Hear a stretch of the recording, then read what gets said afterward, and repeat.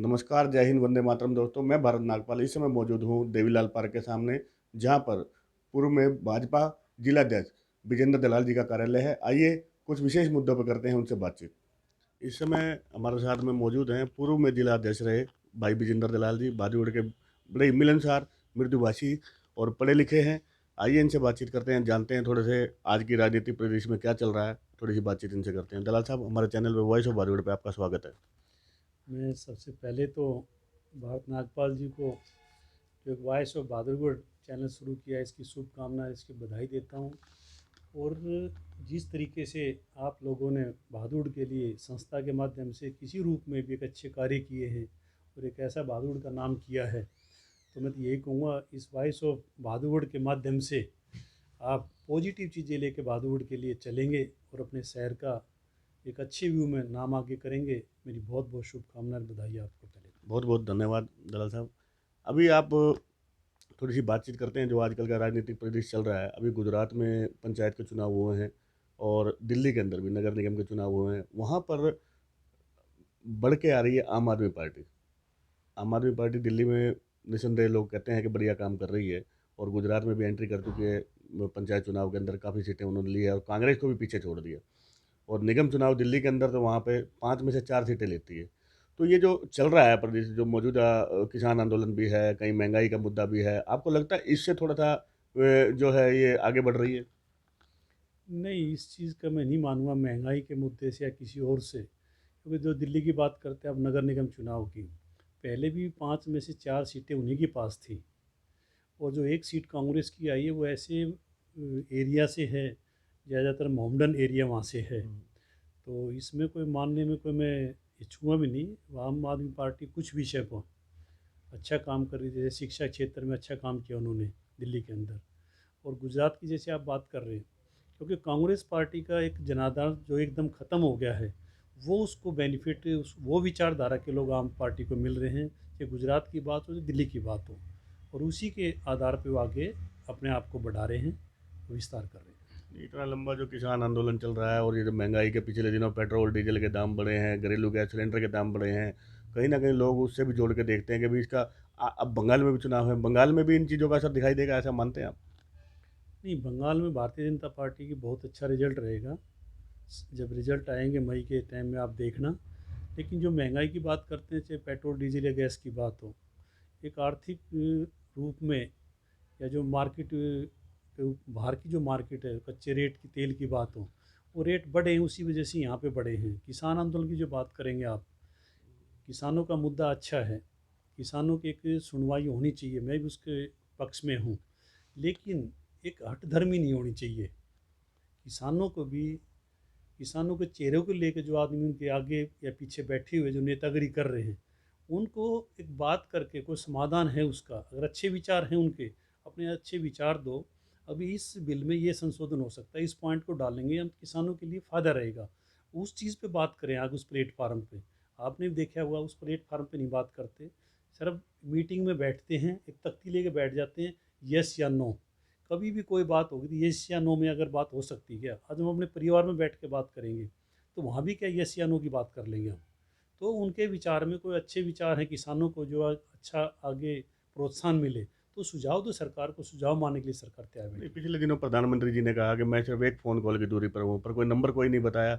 सरकार भी चाहे तो कोई पहल की गुंजाइश निकाले। नहीं, जो हमारे कृषि मंत्री हैं वो संपर्क में उनके, जो एक जैसे इनके 40 संगठन हैं, उसी तरीके जो सरकार के आदमी बात कर रहे हैं, उनके संपर्क में ऐसा नहीं है कि फ़ोन कॉल जैसे ये कह रहे हैं किसान, अभी अपना नंबर तो बताएं, ऐसा कुछ नहीं होता।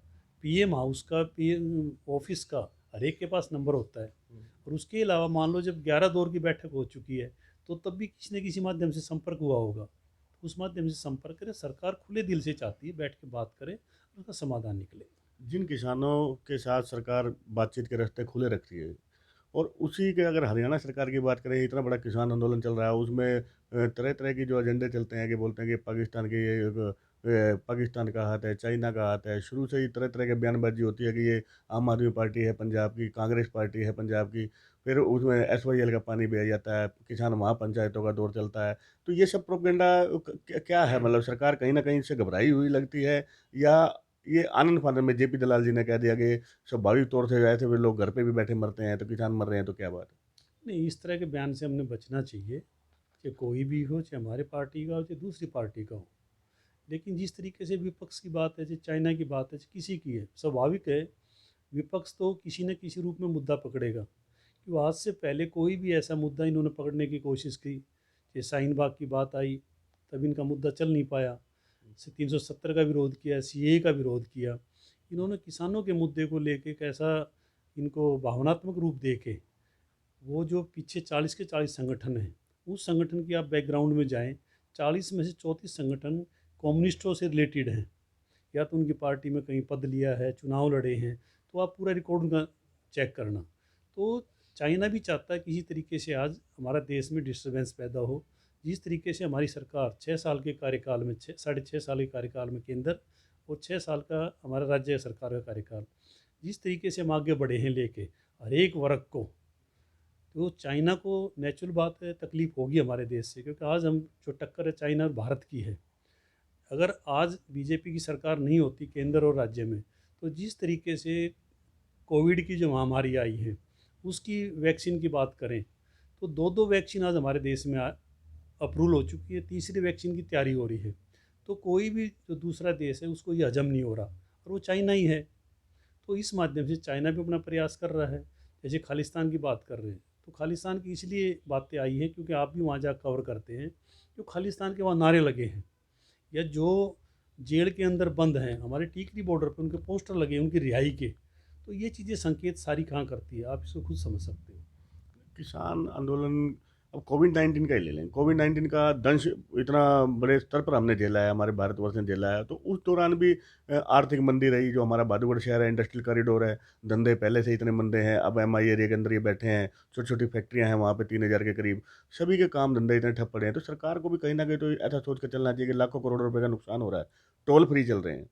तो उस दौरान जल्द से जल्द कोई बातचीत निकाल के समाधान निकालें, ताकि ये लोग जो कोरोना में अपने रोज़गार खोए बैठे हैं, तो उनके लिए भी कुछ आगे आसान बने ज़िंदगी। कि सरकार कभी नहीं चाहती किसी वर्ग को नुकसान हो, चाहे फैक्ट्री वाले को नुकसान हो, चाहे किसान को, चाहे मजदूर को।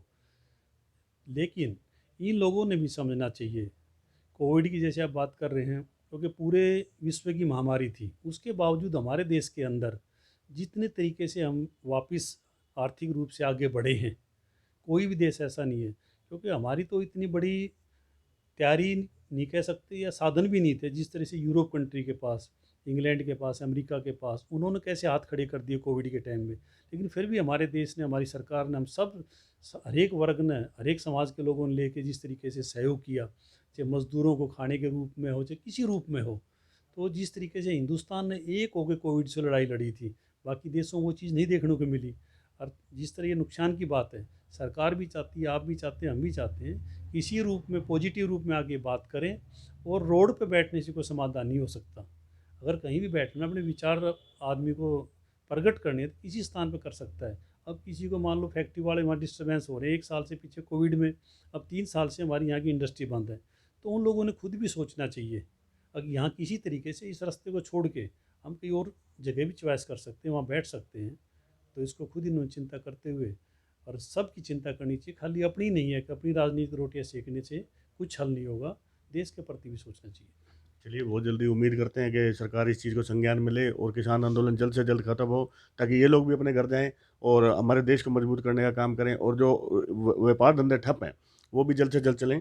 अभी कोर्ट के 2 निर्णय आए, जिसमें एक सोशल एक्टिविस्ट जो पर्यावरण के लिए काम करती है, दिशा रवि, उस केस में भी कोर्ट ने संज्ञान लिया और कहा कि अगर सरकार के साथ किन्हीं मुद्दों पर असहमति है, वो देशद्रोह में नहीं आता। अभी ताज़ा केस जो है, वो आया है फारूक अब्दुल्ला जी का, जिनके ऊपर भी उन्होंने कहा कि देशद्रोह की धारा जो है हटाई जाए, क्योंकि सरकार के साथ असहमति कहीं भी ये नहीं दिखाती कि ये देशद्रोह का मुद्दा बनता है। इस पे क्या कहें? नहीं, कोई भी चाहे वो दिशा नहीं, रवि, सरकार को 6 पॉइंट बना करके फटकार जो लगाई दिशा रवि केस के अंदर, तो सरकार कहीं न कहीं बैकफुट पे दिखाई देती है।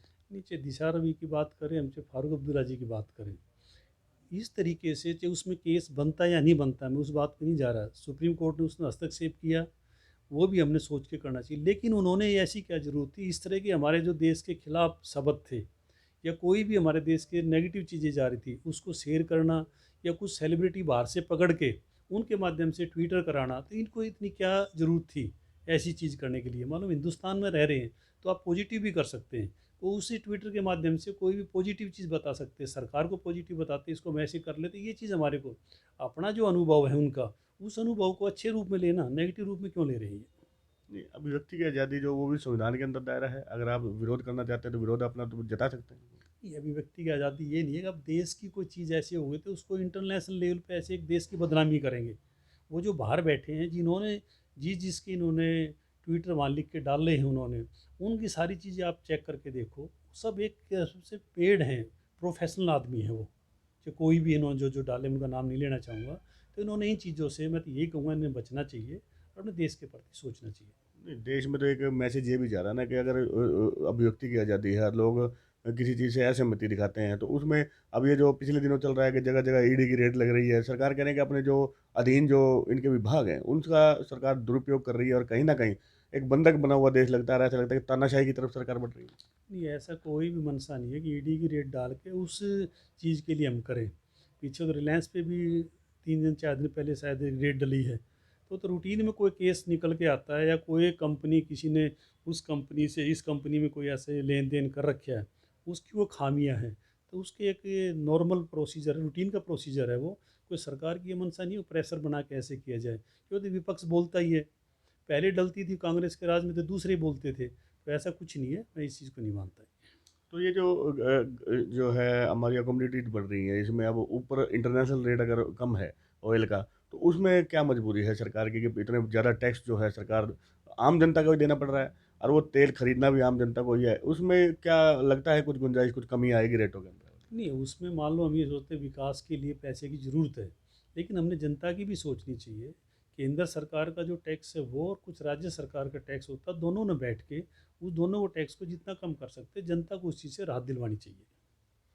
चलो बात करते हैं बॉलीवुड की राजनीति की। बॉलीवुड की राजनीति का जो परिदृश्य अब बना है, कुछ लोग पार्टी छोड़ के इधर से उधर जा रहे हैं, तो उसमें आने वाले समय के अंदर आप क्या पाते हैं कि आगे क्या सीन बनेगा? जो अब आगे नगर पालिका के चुनाव आ रहे हैं और किसान आंदोलन को मद्देनज़र जो है सरकार ने पंचायत के चुनाव भी होल्ड किए हुए हैं, तो ये कब तक होने की है इसमें?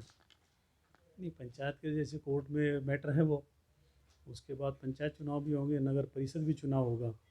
और जो इधर से उधर जैसे पार्टी में आते हैं, वो तो हर एक आदमी सोचता है भी कोई अच्छा कार्यकर्ता जो भी आए हमारी पार्टी मजबूत हो।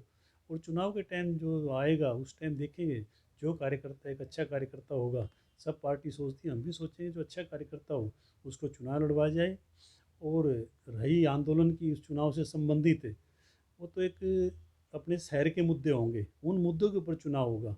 और उसमें आदमी भी देखा जाता है कौन आदमी है, किस मुद्दे को लेकर चलेंगे, तो उसमें सारी चीज़ें समीकरण काम करते हैं। उसको पहले हम कुछ नहीं कह सकते और इसमें क्या होने वाला क्या नहीं होने वाला। तो अभी जो टिकट की दावेदारी जो ठोक रहे हैं, उसमें से अभी तो हर आदमी मान के चल रहा है कि चेयरमैन की दावेदारी है, उसके बाद भी लगता है कि जब ये सारी चीज़ संशय दूर होंगे तो कुछ ना कुछ पार्टी में फिर से अदल-बदल चलेगी।